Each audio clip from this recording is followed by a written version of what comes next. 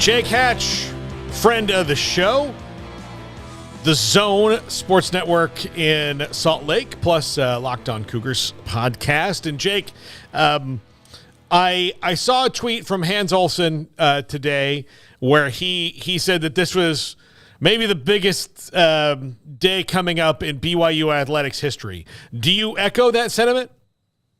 I would say it'd be hard-pressed to find a better one, honestly, because BYU's been waiting for this, honestly, for decades. Obviously, the last 12 years as an independent, they went independent with the whole goal of making it to the Power 5 level. So, yeah, it's a thing that's years, decades in the making, so I'd have a hard time finding a better date, honestly, in BYU history, maybe outside that 1984 national title. So, Jake, what's kind of been the reception, that the vibes that you get from the fandom out there? I mean, clearly there's been some excitement. You just talked about it some yourself, but just what's sort of the general feel now that we're drawing closer, and, of course, this weekend it all does become official? I think the biggest thing for BYU fans, this is just, it's finally official, and that's the thing about this. It's been the better part of 2 years since they accepted that announcement on September 10th of 2021, and BYU's done a lot of good work in that time to get themselves ready to make this transition, but I just think that there's a sense of finality finally, just knowing, hey, tomorrow it's formally, officially official. BYU will officially have that Power 5 label next to their name, and I know that BYU fans are super excited to be able to say that they're part of the Big 12 officially. Jake, we had Tom Holmoe on the other day, and it was just a fascinating and great interview. We've had him on a couple of times, but when I asked him about how much longer they were prepared to go independent, he was like, not much. I mean, like they had a window, and it opened up for them. But do you think had they had to maybe go through this for 5-6 more years, the fan base maybe would have gotten a little beat down by it? Yeah, I think so. I think if you would have pushed it, probably another decade, so you're pushing like 20 years at that point, I think the fan base might have just gotten fed up with the situation independence provided. But the nice part is BYU fans stuck with the Cougars through it all, despite the ups and downs of independence. They had that 4-9 season at one point. They also had the 2020 season when they came agonizingly so close to the New Year's Six Bowls that they possibly could have made that year had they beaten that Coastal Carolina team. So they went up and down with the Cougars, but I think they're very happy to be where they're at today. But yeah, I think there was a shelf life that independence probably had. What's the feel about what Satake has done this offseason? Obviously, the change at defensive coordinator that happened quickly after last year. You have Kedon Slovis rolling into town. Just what's sort of the general vibe? Because I know the last couple of years when Baylor's played them, we've looked a little bit closer, and then obviously this Big 12 part of it as well. But, losing Jaron Hall is a big deal. Losing Apuka Nakua is a big deal. Having the changeover on defense after so many years is going to be different. So is it an exciting, kind of refreshing time, or is it maybe a little bit of, what's this exactly going to look like? Well, I think there's probably a mixture of both. I would kind of go more to the side of it. There's an excitement factor to all of this.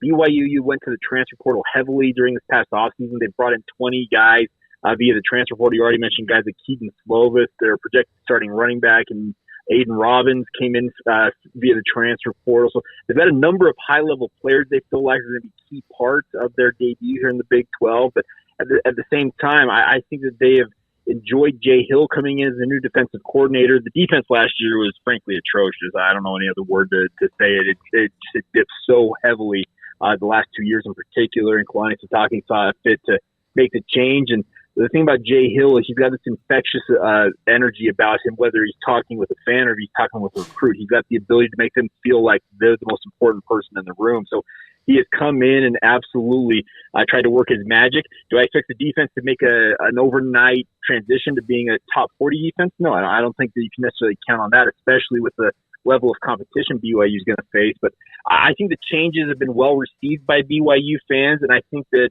Kalani Sitake has made the moves he needed to make as BYU makes this transition to the Power 5 level. Jake, how do you feel that everything lines up for them? Depth, schedule, new arrivals like you just talked about, for them to have a reasonably good run in year one of conference play?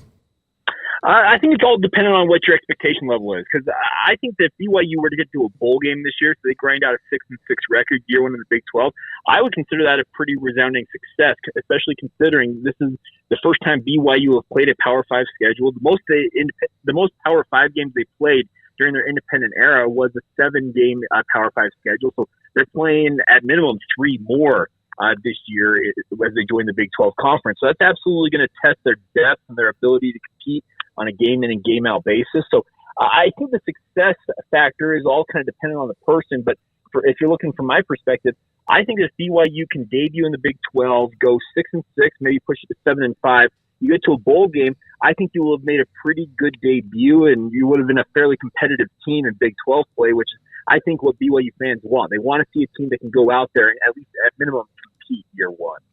Jake, how do you feel like the university is set up just in terms of having all the accoutrements, the facilities, the things of that nature? Yeah. What kind of a rise maybe have you seen in that regard since everything, I guess the ball kind of got rolling? They have done a very good job, I feel like, across the board in trying to upgrade both in personnel and obviously facility upgrades that need to happen are probably still going to be ongoing. I would imagine at some point you'll see facelifts for stuff like the LaVell Edwards Stadium where the football team plays, and that type of stuff will be coming. But they understand that they're coming in to their ship has come in financially. BYU made a fair amount of money as an independent. There were reports they made anywhere between $7 and $10 million annually with that deal with ESPN that they had, but they're going into the Big 12 the first 2 years, even with a partial share. The estimation is $18 million. That's almost double, if not more than that, of what BYU's ever received in a payout from the Big 12. And then obviously with the new contract that was announced that has officially been executed by the Big 12, the estimations are 30+ million, and then obviously that's just the TV revenue. So there is a lot of money coming BYU's way, and I can assume that over the next few years and beyond, you'll start to see BYU utilize that money, reinvest it into their programs, the facilities these teams utilize, and you'll see an upgrade. But leading up to this, they've done a very good job, in particular in terms of adding personnel and off the field and on field roles that they feel like are needed to compete in the Big 12. I think the actual physical facilities, that's probably going to be coming over the next 5 to 10 years. Jake, which road game – I mean, and look, I know this for BYU fans is kind of a silly thing based on when we saw them here 2 years ago, but which road game do you think will be the one that they do come out in the most force, even knowing that they travel well everywhere in the country?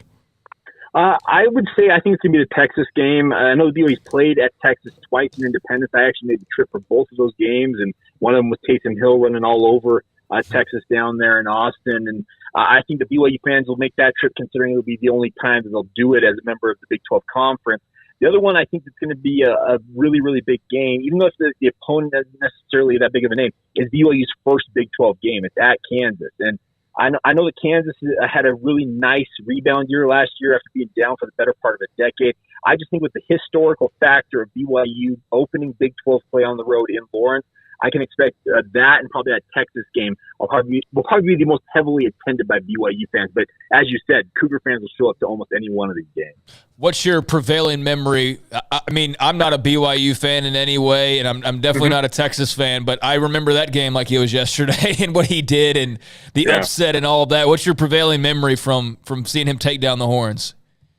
Honestly, it's just that hurdle. I was there watching, and when he jumped over that, I don't remember what the safety was. He jumped over. My mouth hit the floor. I was like, "What in the world did he just do?" It was just absolutely phenomenal. So yeah, I know that's kind of a cop-out answer, but honestly, that's the most magical thing I've seen from his pretty legendary career. Some of the plays that Taysom Hill made, but that hurdle alone, it's an iconic moment that still gets played back all these years later by BYU. Which one do you like more, the win over Texas or the win over Oklahoma?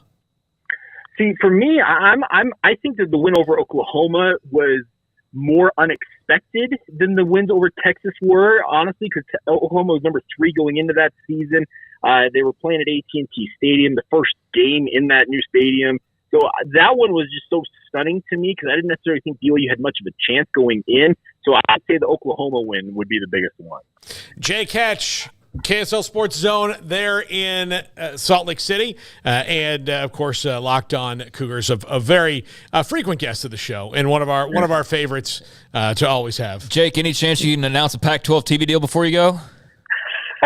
The best line I think this week I've heard about it came from Matt Bryant. I'm not even sure God's angels in heaven know when that deal is going to actually put down the pipe. So I will acquiesce and say that I have no idea, but maybe at some point we'll actually hear something. Jake Hatch. Jake, thank you so much. Happy 4th of July. And will we see you at Big 12 Media Days? Same to you guys, and yes, you will see me down there. I will be there in we're like 10 days away now. Yeah, we're getting there. All right, Jake, we'll see you soon. Thanks, guys. Have a great day. It's Jake Hatch.